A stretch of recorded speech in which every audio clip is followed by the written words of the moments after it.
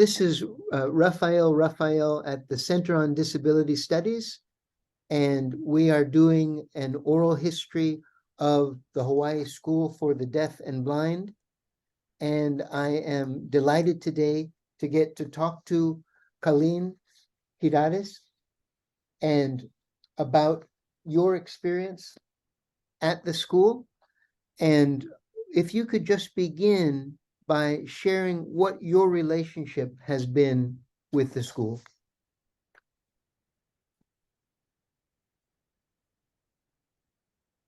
Okay, so back in 1991, so I was looking for a job. I didn't really think about special education, the deaf school, mainstream. Myself, I was mainstream growing up without any interpreter. Anyways, so finally I did get the job at Waimanalo Elementary. That was a mainstream school. They did speak and sign at the same time. It was really kind of awkward because before that, I never knew ASL. I did not know ASL until I graduated and I moved to California. Oh, whoa, that hit me. Learning deaf culture includes the language, which is ASL. So finally going through college at that time, and then I finally got it, ASL. I learned ASL at age 21. And I finally understood what it meant to be deaf and my deaf identity. So I came here and I started getting my job and looking for a job, and I got a job at Waimanalo. And I mean, I can talk, but talking and signing at the same time, it kind of sounds like a little rusty. And that's just not what I wanted to do. The kids were very sweet, but meeting them, I just preferred to go to the deaf school. So then I can, they did not hire me. They offered me as a drama club, and 34 students were involved in the drama club. So that was my start at the deaf school. So there was no aid at that time. I mean, you know, okay, when we set up and everyone was registered, and as things went on, I felt such a huge connection. That's it. I want this job. And so I've been there since 1992. That's when they hired me. And I've been there almost 29 years so far. So I've worked with a variety of students from preschool to high school. So for people who might not be familiar with the school, what do you think is most important for them to know about it?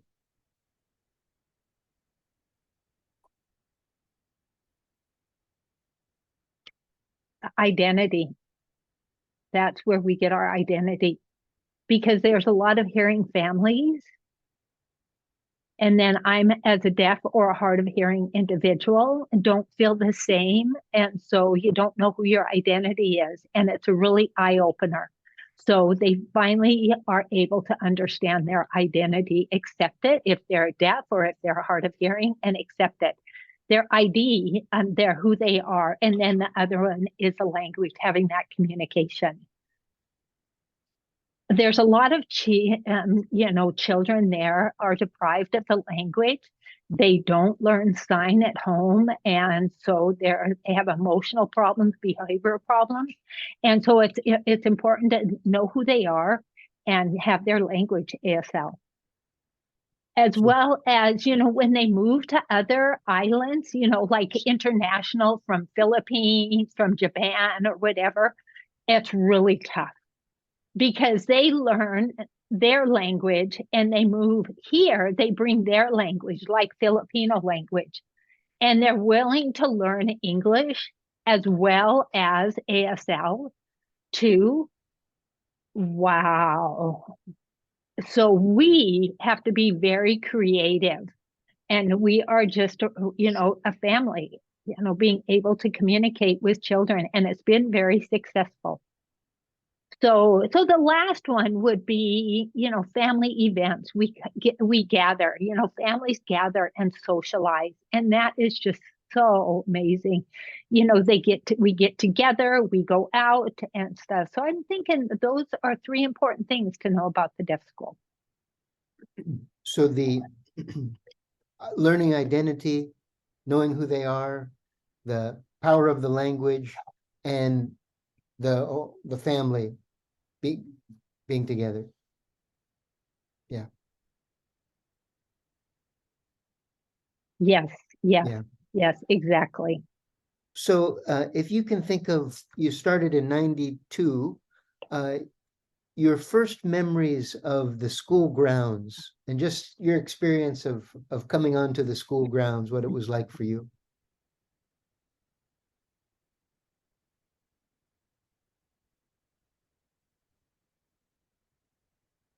Actually, when I was in college at that time, that was my first, culture shock. When I went to the deaf school at Riverside, California, it was very quiet.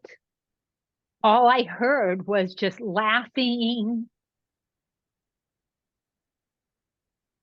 kind of, yelling out, kind of like talking, mumbling, or, well, sneezing, dogs, cats, barking. I mean, that's all that, was going on. And then I was able to take that into me. Then I brought that to the deaf school. It wasn't fully the same as the mainland. It was different from the deaf school in Riverside. So there was like zones. When I say zones, it's because they sign very fast. It's like, whoa, here is more like casual, just signing and stuff. And so I had to, get used to that. So here in Hawaii doesn't recognize the finger spelling, and the mainland does recognize finger spelling, like signing the names and things like that. They don't recognize some of the words, and so they would change that to signing. And so I wanted to be like more of the mainland finger spell, have them get that word, and then teach them the sign and move on. And I mean, most of the time, 1992 to 1995, there were a lot of hearing teachers.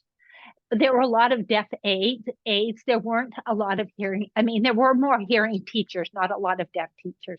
So there would be a hearing teacher that didn't sign very well, and I would be a deaf aide, and then I could sign.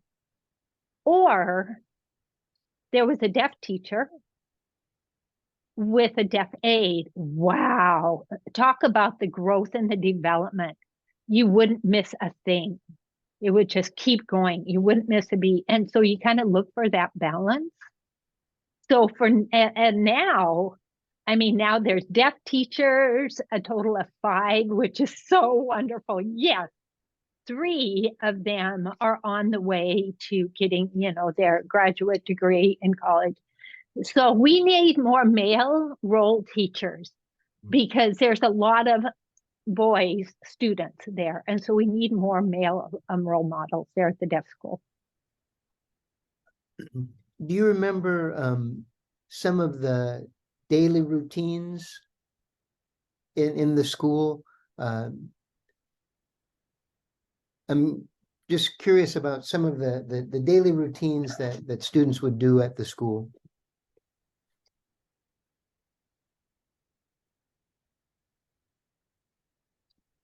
So the daily routines in the classes, the number one thing that I like is just that chatting, that interaction for 10 minutes, because a lot of times their families are hearing. And so they come to the deaf school and we can just chat. Hey, what happened yesterday? What's on the news? And we would just chat. We feel satisfied, and then they want to focus on what's happening in the classroom. So having that interaction in their language, I feel is so important because that develops relationships, because hearing families, if they don't sign, they don't really have that relationship with their child. And I experienced that growing up. And so a lot of times the deaf child feels more left out in their family. Most of the students are one-on-one, like the child is deaf or hard of hearing. If they're international student, they're one-on-one teaching them ASL, and then they're able to pick it up. I mean, at that time, there was no ASL specialist a while back. And so we would, kind of from scratch, try to develop and have that interaction. And we would take advantage of like lunchtime, breakfast, recess, after school. We would take advantage of that time. And also in the dorms as well. They would take advantage, seize that moment to be able to interact. I mean, sometimes for some, it's not 24/7 being able to interact in their native, in their ASL language. So thinking about the physical school grounds, the campus, are there any special places or spots that were especially important to you, or that are especially important to you now?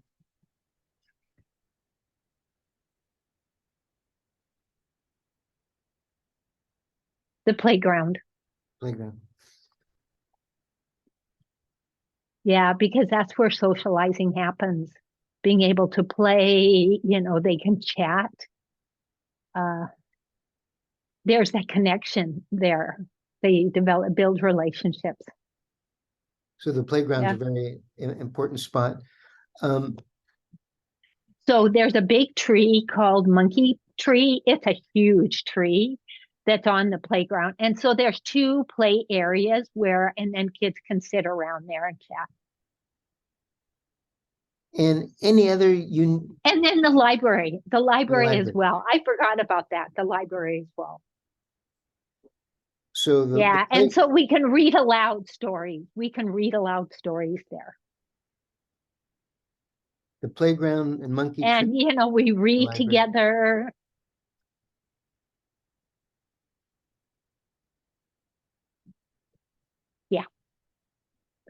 Yeah, so the playground and then also the library, yes. And you said like the playground is a place that people would really kind of come together and build community. Any other places or structures of the physical space that help kind of create community and bring people together about the physical school itself?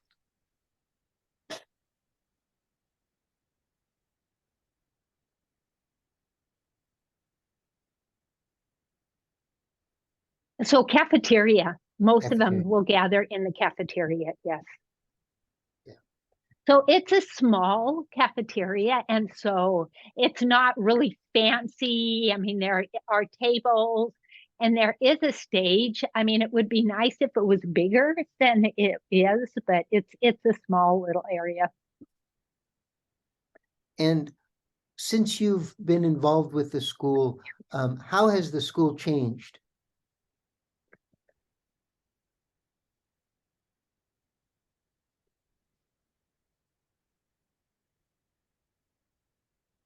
So one of the things that's most frustrating is that, administration and the principal, there's a turnover of principals and we lose everything, the curriculum, the English reading and writing, we're very far behind because there's been a lot of turnover of principals.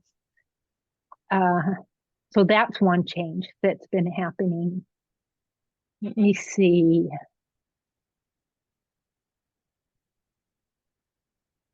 So a lot of teachers are placed in different classes. So for example, I would stay in one classroom in elementary for 6 years. No, that doesn't happen. We are always placed in different classrooms to teach different subjects. So that can be frustrated. So I've experienced being able to go to other classrooms, to preschool, to 12th grade. Some staff don't like it. I mean, really, the bottom line is because there's no curriculum. We just finally There's a deaf man, Dr. Angel Ramos. He recognizes there is no curriculum and the staff has to start from scratch developing their own curriculum. And so he recognizes that, and it's like, okay, we need to make a curriculum that will fit the elementary school, that will work well for middle school and work well for high school, and also for special education, special ed students. And so right now I mean, within these 2 years, hopefully it will be developed. And so, but too, also a lot of teachers and staff, they move. So we have a turnover of teachers and staff as well. I mean, those poor students, they see people come and go all the time, those poor students. So what kind of impact do you think that the school has had on the larger deaf community in Honolulu and Hawaii as a whole? What do you think the impact of the school has been on the broader deaf community? So what do you mean by impact? What do you mean? Can you explain that a little bit more? Maybe that it has somehow changed the life of people who are deaf in Hawaii somehow, just the presence of the school. And maybe it's had other kinds of influences on people. I'm just wondering what you think, how has the presence of the school in Hawaii, what impact or change has that had for deaf people in Hawaii? Okay. Maybe like so I think the main thing is the culture.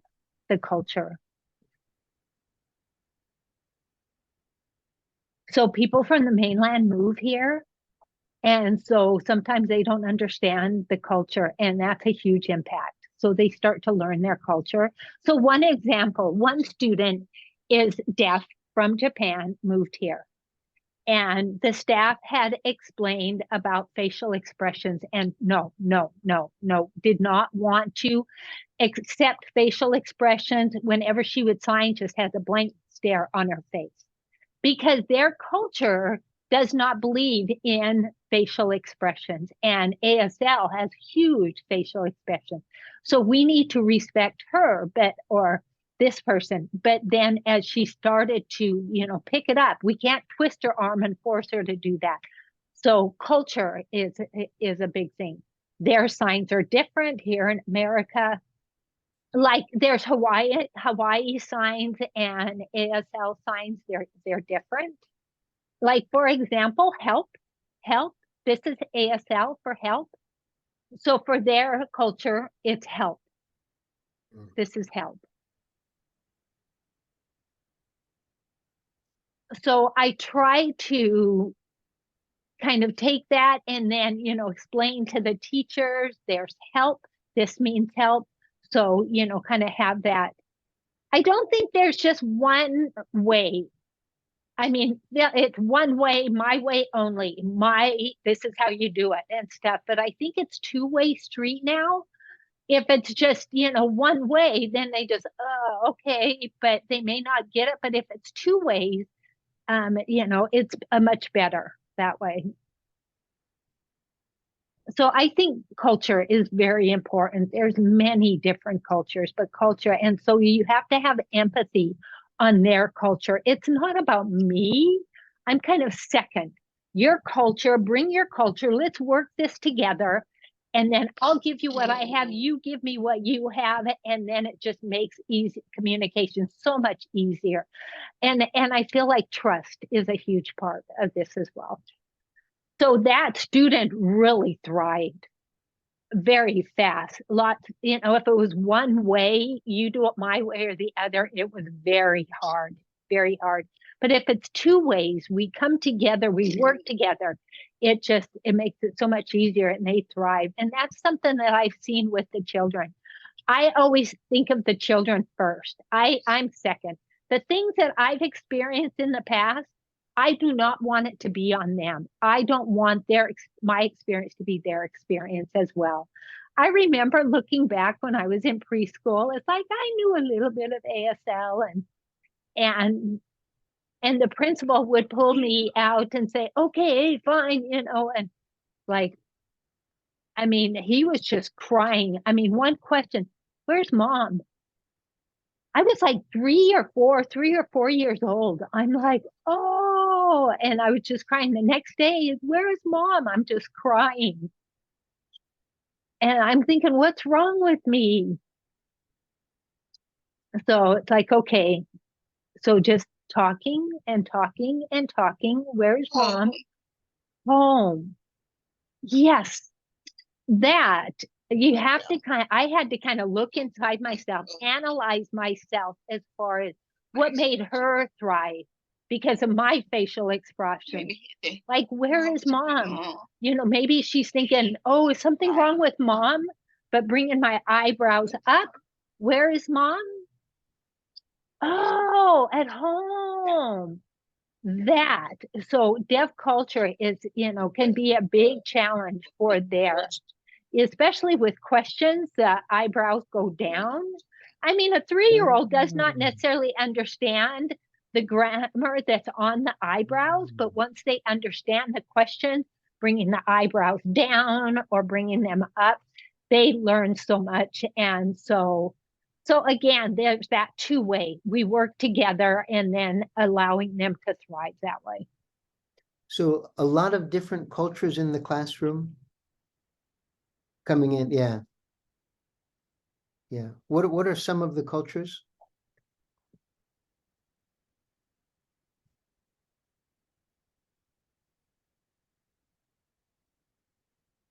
Okay, so that, like tapping them, and so they look, sometimes they'll close their eyes. They don't want to solve a problem. Yeah. And so because the hearing family's talking, and so, they'll tap them on the shoulder and they may just close their eyes and take advantage because they don't want to. But deaf are different. You must look, you tap, you must look at them. And if I don't want to talk to you, they will turn and look away. A lot of times, learning that from the hearing culture. And then touch their face. You cannot touch their face. Like touching them, forcing them to turn, forcing them to turn their head and look. That is, you don't do that. You just tap them on the shoulder. So that's another part of deaf culture.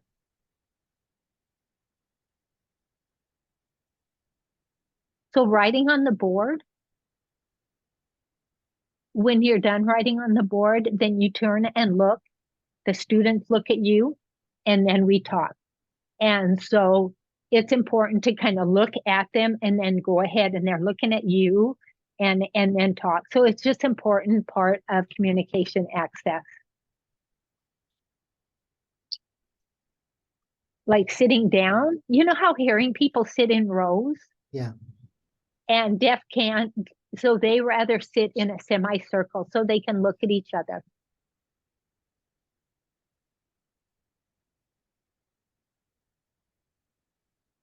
I mean, hearing culture and deaf culture, there's a lot of differences.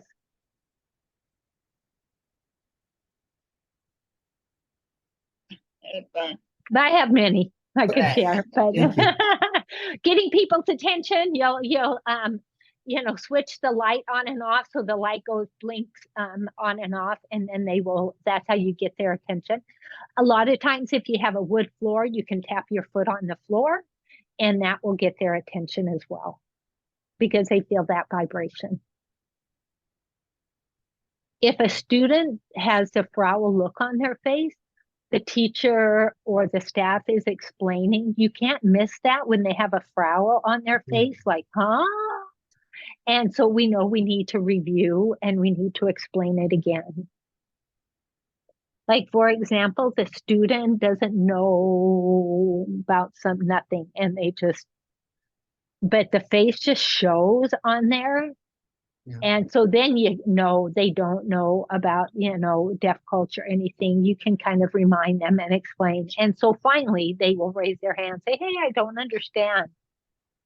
Sometimes you have to feed them and teach them, feed them and teach them. So then they bring the deaf culture inside. One student probably moved when they were 17 years old to the deaf school. And so you have to give them time to learn about deaf culture. And then they graduated when they were 20. So really kind of depends on when they move to the deaf school or what level. So, what do you think is uniquely Hawaiian about the school? How is Aloha. Aloha. yeah, yeah. Yes, aloha. Recently, 2 years ago, I taught Pico again. So I know like the deaf identity, woman, ASL, deaf culture, there's 4. And so I went to the Big Island to Mauna Kea. It changed my life when I went there. And I forgot who I was, my race. I mean, before, like, I know I have, different nationalities from my mom's side, from my dad's side. But that moment when I went to Mauna Kea and what I learned about the protests there, about Hawaii and Hawaiian, and it's like, oh my word, I, knew about dance, but hula, but I didn't know what the meaning behind some of these movements were. And so that really changed. And so I talked with deaf and hard of hearing people, the community, I chatted with them, and they felt like they were deprived from the Hawaii culture because the language, there was no sign, nothing. There was HSL. We did have that, but Hawaiian sign. So we're kind of wanted to, create the Hawaiian signs with our kapunas. And so if you understand me, I understand you. It's a two-way street. We work together. So far, 30 signs have been invented. So I am the temporary teacher for preschool and kindergarten, and I've been teaching them about Hawaiian signs that we've been creating. And it's proof that they have it in them. So Pico is so very important to have that knowledge. What is Hawaiian culture? What does that mean? It means love, helping others, the aina, yeah. And those things about Hawaiian culture, what connections do you think they have with deaf culture?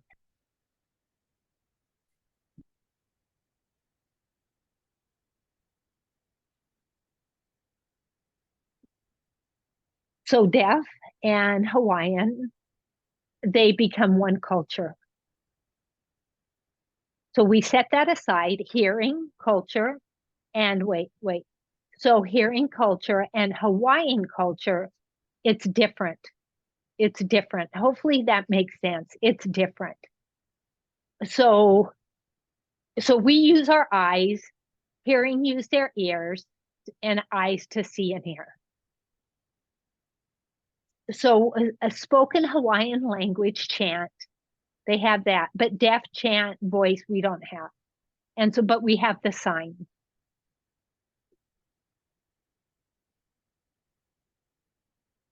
Hawaiian culture is really similar to deaf culture. They're aligned, but the hearing culture and deaf culture, they don't align. They're different. So Hawaiian culture and deaf culture are closer together than deaf culture and hearing culture. Yeah. Exactly. Yes. So for my goal is deaf and hearing cultures hopefully they kind of come together through one love, through aloha, with that communication, be able to respect each other and have that, communication, that dialogue. It does work. It does work. So deaf culture teaches the hearing culture, and then the hearing culture teaches deaf. And so it's easy. We can easily, do that and accept that. But when you teach, keep it separate.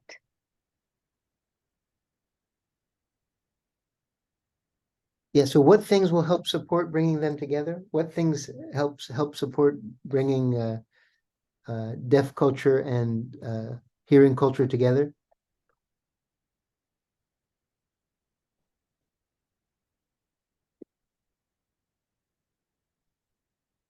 So I think meeting often, coming Meeting. together with hearing people, with deaf people, coming together, interacting with each other. Yeah. Having social time, interacting, feeling that warmth, because we're all the same. We're human beings. And so there's no like, oh, you're race and you're different or something like that. It's not. We're all, human. Yeah. So that's why I want to, the Hawaiian culture give to the children. I don't want them to not know about the Hawaiian culture. They already are deprived from the language. There, that language deprivation. They already have that. I don't want that to happen with Hawaiian. So we went to the taro patch, and teaching them how to make poi. Like, oh, wow. So, bringing that, empowering the students to learn about their culture. It's really fun.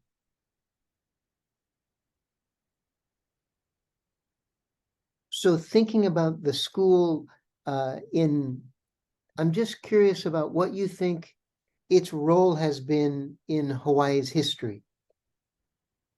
Like if we think of all of Hawaii's history, what role has the school played in Hawaii history?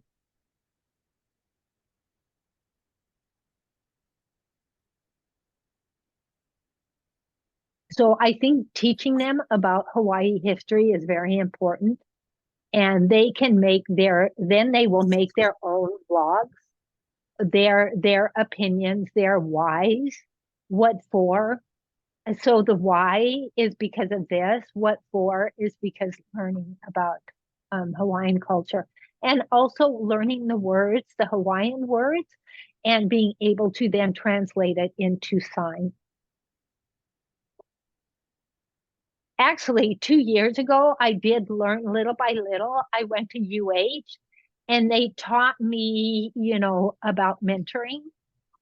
And so the vocabulary and changing it to a sentence or a phrase, this, and then changing to the signs. And so right now, the sign could just be one word. I'm just starting to learn, but I'm excited.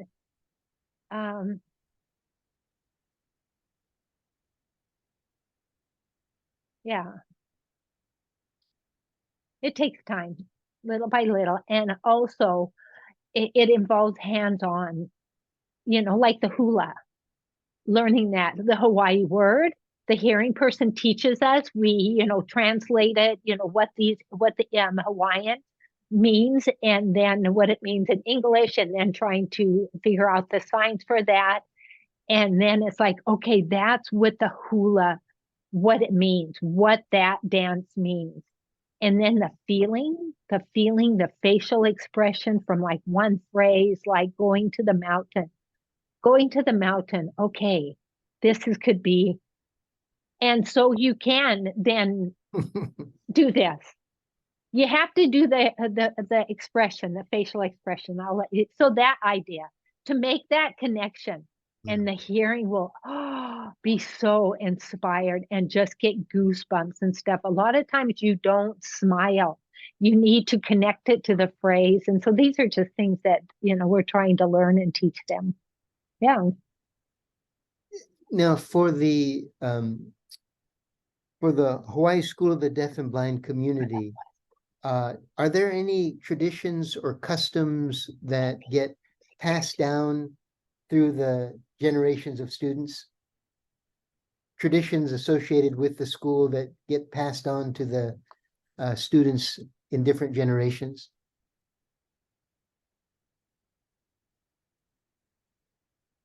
May Day is one that has been a tradition, as well as deaf awareness as well, that gets passed down. We have talent shows. And so, story competitions, like creating different stories, like true false stories or false narratives.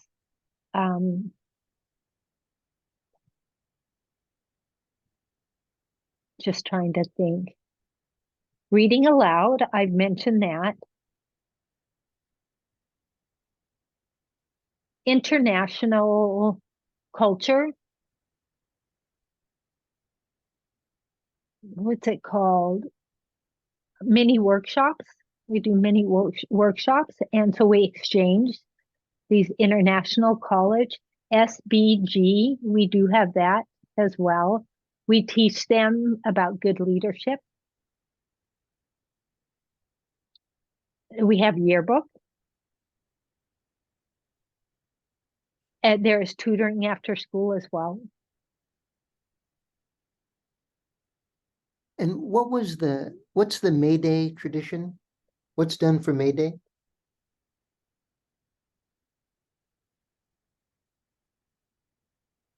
So we just had May Day. And so finally it was brought back. During COVID, it was on hold. And so finally we brought it back. I was the coordinator. There were 3 of us. It was very successful.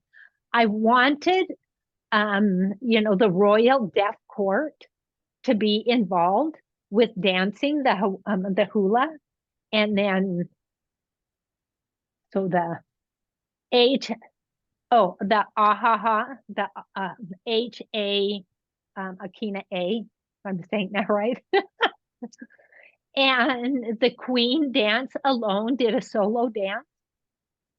And then that was done.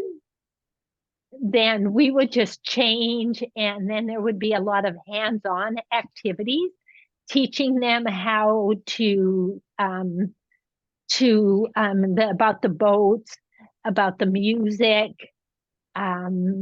teach them that the tiki lays, the tea lays, about surfing, teaching them about hula. And then the last one was teaching them kalo, teaching about the tarot. Oh, that was so much fun. And the family was involved. It was amazing and very successful. And that was all on the school ground, the kalo. Yeah. What was done to help? Yeah. There was a big canopy, set up. And were the students planting, or what were they doing? How were they learning about kalo?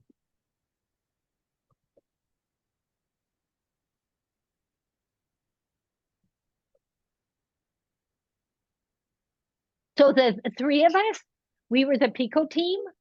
And so we would look for, tarot.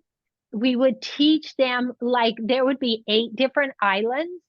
One island represented, the boats. And so we had 2 people that have experienced that. And then we would go to the different islands. And so that's where the royal court, there would be 2 men and women, the queen, princess, at the big island, they would represent. So all the different islands. And then tarot, that was Hilo. And so at Hilo, the teacher, the 3 of us were willing to make poi. And then I taught the music because I can hear some. And so I would teach them the music with the equipment. And so the 3rd woman would teach the hula. And so a lot of people that were through everything and stuff. There wasn't anyone that was paid. Everyone just volunteered. There was a lot of people that volunteered and helped out. It was very successful. So next year, I want to talk with UH or somehow get them involved and have them learn for us. And we can take the lead, but have them come and learn from us. That sounds wonderful. The last question I wanted to ask you, any things that being part of the community at the school has taught you about yourself? I know you started with the school later in your own life, but are there any things that being part of Hawaii School for the Deaf and Blind have taught you about yourself?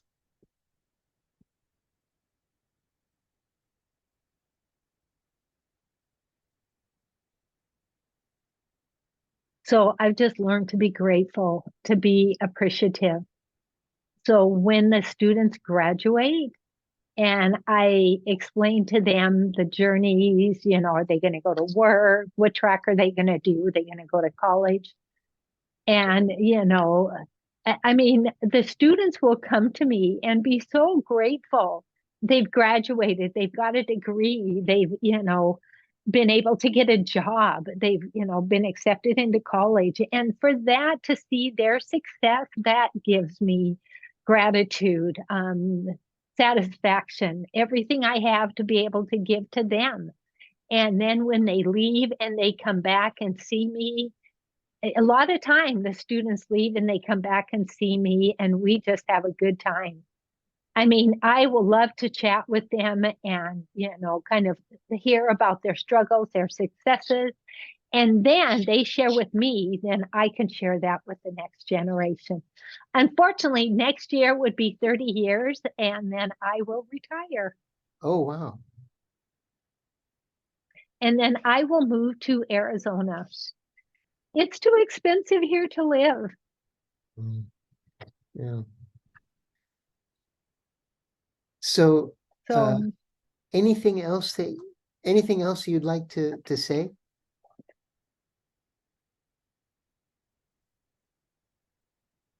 the children are very special because I see the things they can do. When I met them, they feel like, oh, I can't. But truly, and now I see they can do. They, can read more. I mean, a lot of times it's hard for their families. They don't read to them. Read when you're watching TV. Read those closed captions. Read books. It's an open opportunity. You want that? Go. That was the same. My mom would say, no, you cannot be a cheerleader. When I was at Kailua High School, it's like my mom said, no, you can't be a cheerleader. It's like, why you can't? Well, you can't hear. It's like, well, that doesn't matter. I would say, you watch me. And so I went and I made it and I became a cheerleader. Oh, that's great. My mom was like just dumbfounded. And then, like in high school, I was very popular. I didn't have any problem.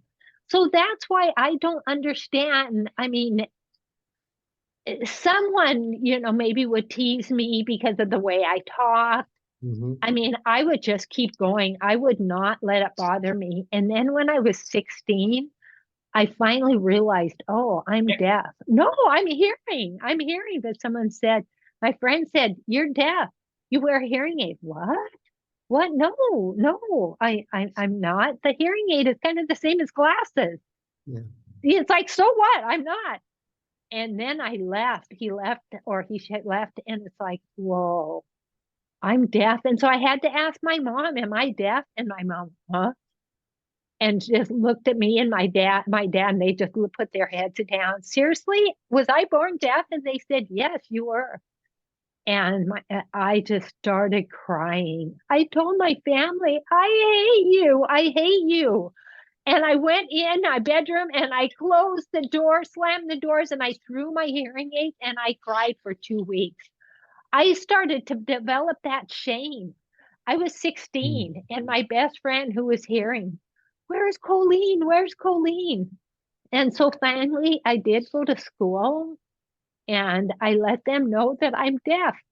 Like, like Nani, a Samoan Hawaiian, no way. You can talk. Good.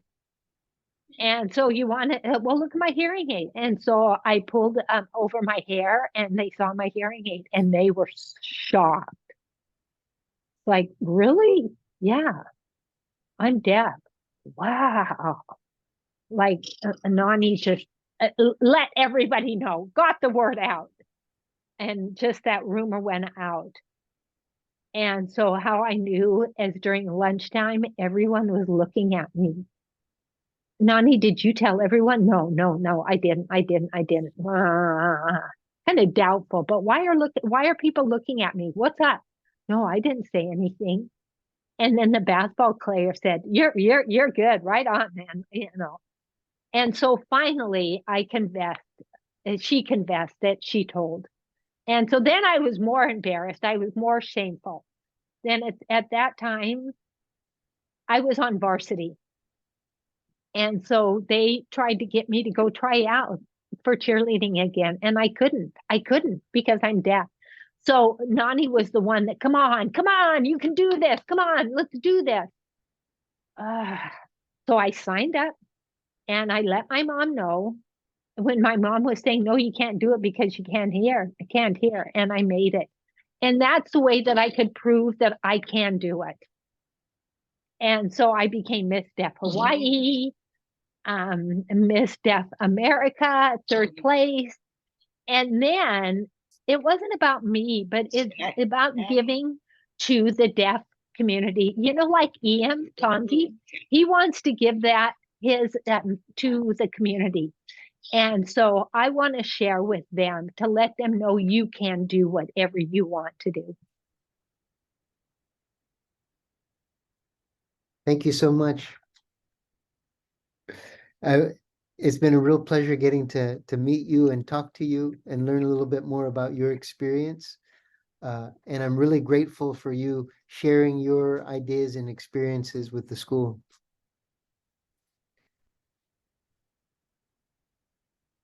Yeah, it's important to have self-esteem. It's important to have be able to see.